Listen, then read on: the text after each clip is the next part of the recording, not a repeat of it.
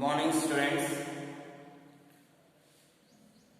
In the previous class, I have explained you about osmosis, osmotic pressure, and the problems based on osmotic pressure. Now, in this class, I will explain you about basing on osmotic pressure. The solutions are classified into three types, and also after explaining that, I will explain you the last topic in this lesson, which is abnormal molar mass, which is nothing but Van House factor. So, first, basing on osmotic pressure, solutions are classified into three types.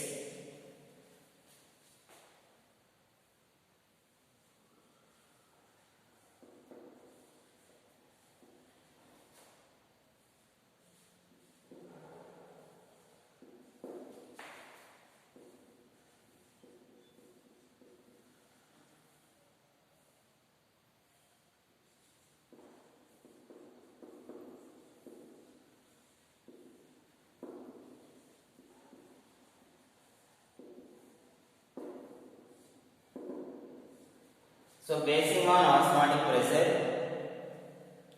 solutions are classified into three types. They are isotonic solutions, hypertonic solutions, hypotonic solutions. So, first one is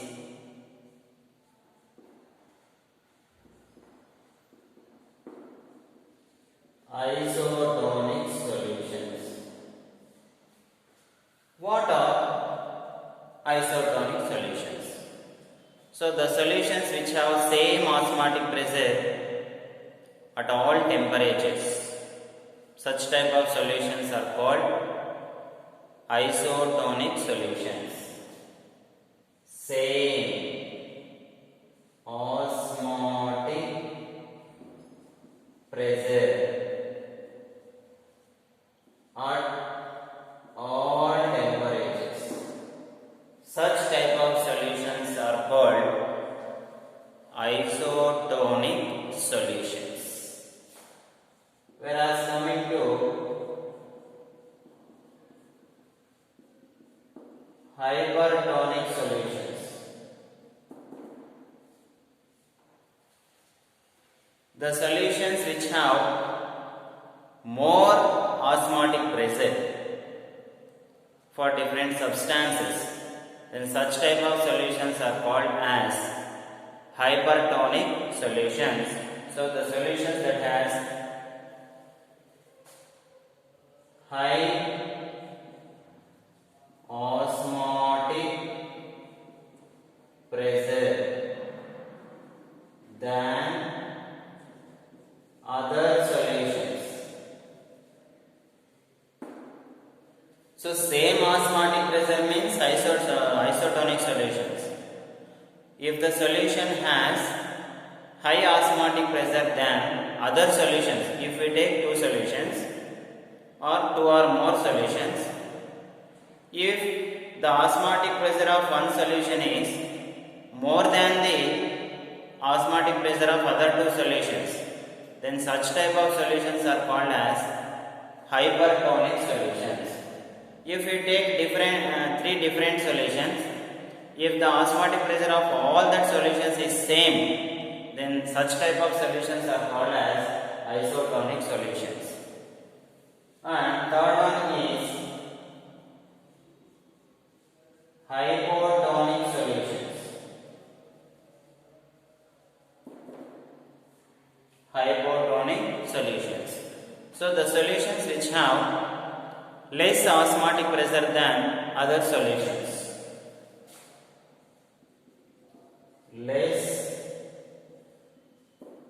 osmotic pressure than other solutions.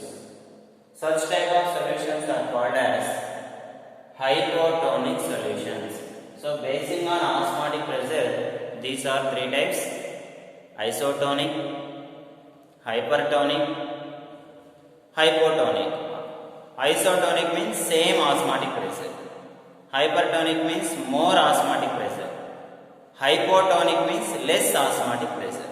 So these are the three solutions which are explained on the basis of osmotic pressure. And after that, I will explain you about abnormal molar mass.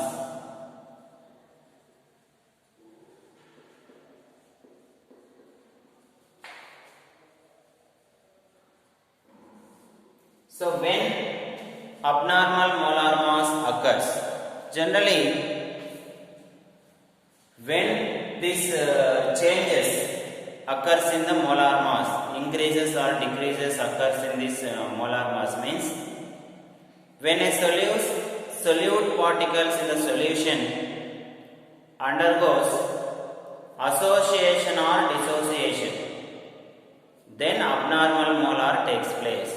When abnormal molar takes place, so what is the meaning of abnormal molar means? There is a change in the molecular weight. When does it takes place? When it takes place means when solute particles in the solution may undergo dissociation or association, then the abnormal molar mass occurs. So when the abnormal molar mass occurs means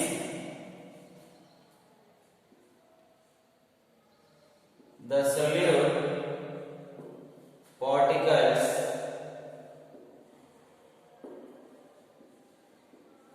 which undergoes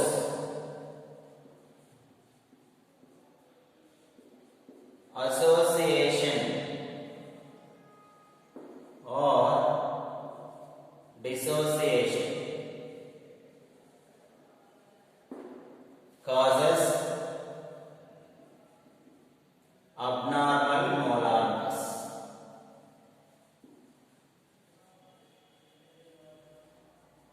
So when does it takes place means when a solute particles may undergo association or dissociation. Now, in order to know the extent of association or dissociation, one factor is required. That factor is called Van House factor. So in order to know how much association takes place or how much dissociation takes place, one factor should be required. That factor is called Van House factor. So in order to know the extent of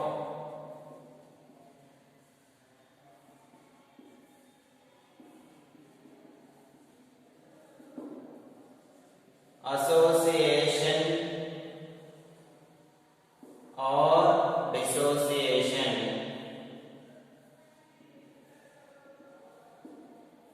the factor required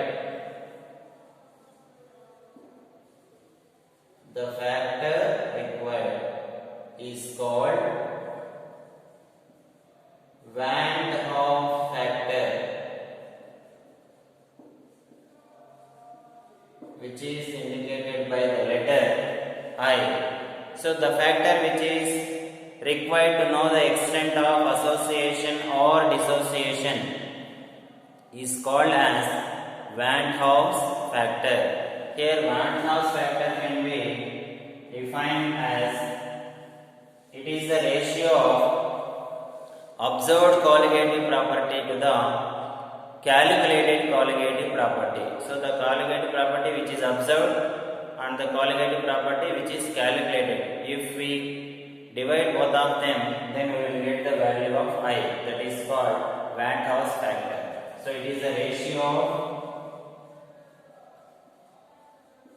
of observed colligative property to the calculated colligative property. Observed colligative property to the calculated colligative property. This is the definition for Van Hoff's factor. And also, if a solute undergoes association, what is the value of Van der Waals factor? If a solute undergoes dissociation, then what is the value of Van der Waals factor? That is very important. So, case 1 or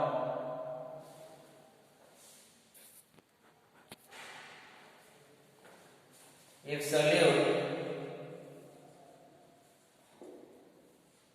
undergoes association, then what is the value of I? So if it undergoes association, then Van der Waals factor is greater than 1. If solute undergoes dissociation, then Van der Waals factor is less than 1. These two are very important. And also, if solute particles neither undergo dissociation or association, then the Van der Waals factor is equal to 1. If solute undergoes nor association or dissociation, then I is equal to 1. So these three are very important. And also, how can we calculate the extent of association or extent of dissociation? So the solute undergoing association, for association alpha is equals to I minus 1 by n minus 1. So here for the extent of association, here 1 minus I by n minus 1. Sorry, here 1 minus I. And for dissociation can be calculated as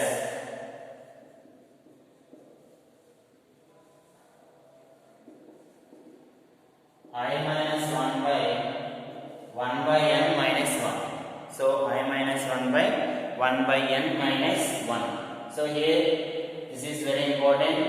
So if a solute undergoes association or if a solution undergoes dissociation, what is the process means?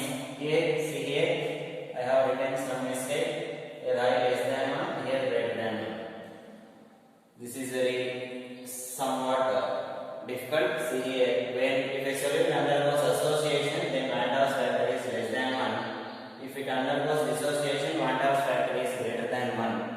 And how can we calculate the association or dissociation means? These are formula for calculating association. Alpha is equals to 1 minus I by n minus 1. So if you not saying clearly, I am telling. That's why I am telling. Association is equals to 1 minus I by n minus 1. Dissociation is equals to I minus 1 by n minus 1. So this is all about the abnormal molar mass and Van der Waals factor. This is the all about the very first lesson called solutions. So in this lesson, all these are very important. Definitely problem will come for IP examination. So the important problems are problems based on Raoult's law and mole fraction. These are very important for IP examination. So this is all about the very first lesson, which is called solutions. Thank you.